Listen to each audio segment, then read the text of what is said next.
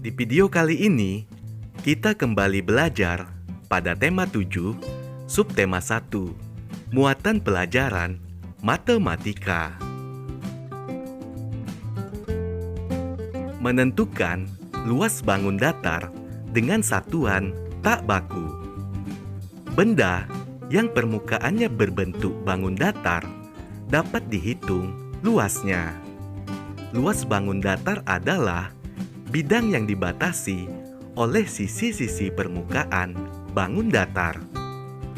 Luas suatu bangun datar dapat dihitung menggunakan satuan tak baku, misalnya persegi satuan.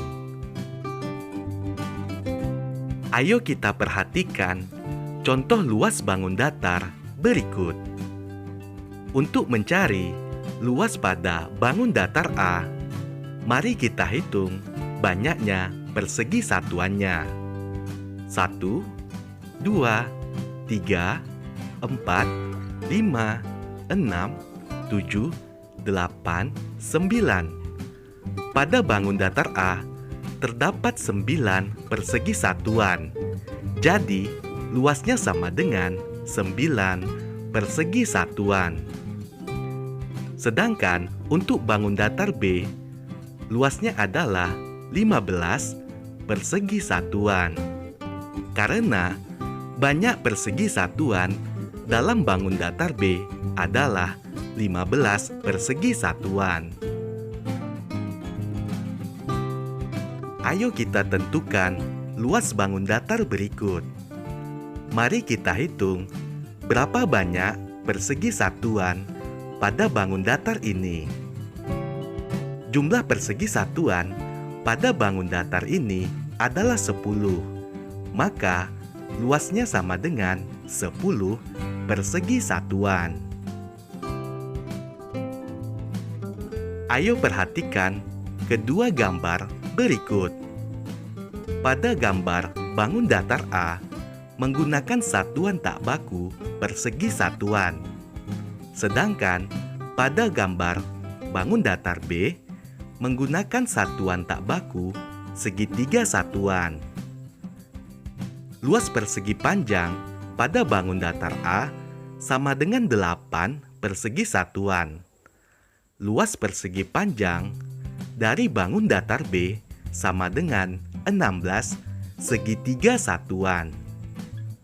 Bangun manakah yang lebih besar? Kedua bangun di atas sama besar. Luas 1 persegi satuan sama dengan 2 segitiga satuan. Artinya, dalam setiap 2 segitiga satuan, sama artinya atau sama nilainya dengan 1 persegi satuan.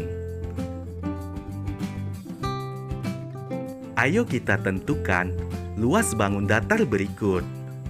Pada bangun datar yang pertama, terdapat 5 persegi satuan dan 2 segitiga satuan.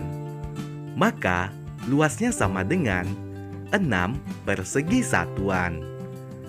Dan bangun datar yang berikutnya, luasnya sama dengan 4 persegi satuan.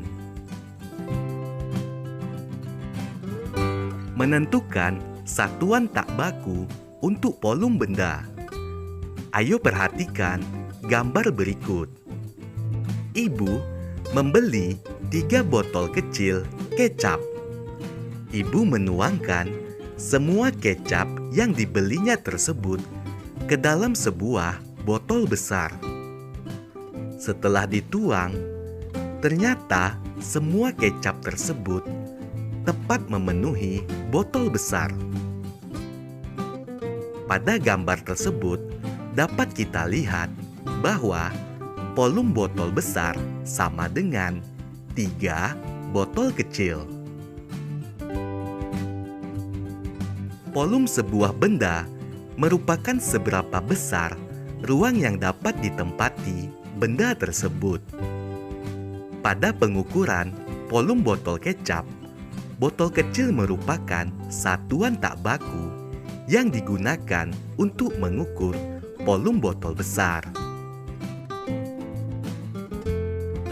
Ayo perhatikan contoh satuan tak baku lain yang dapat digunakan untuk mengukur volum suatu benda.